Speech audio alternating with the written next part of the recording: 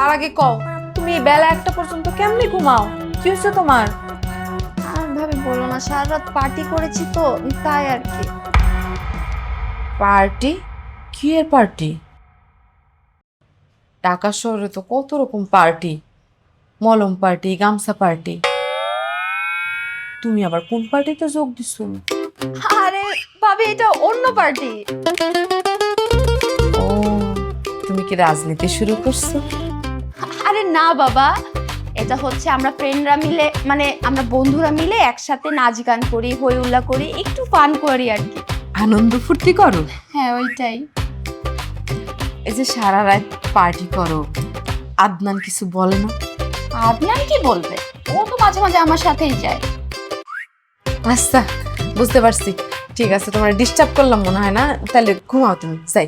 আচ্ছা শোনো ভাবি, ফ্রিজে কি আছে কি না আছে কিছুই জানি না, তুমি একটু রান্না করে নিও প্লিজ।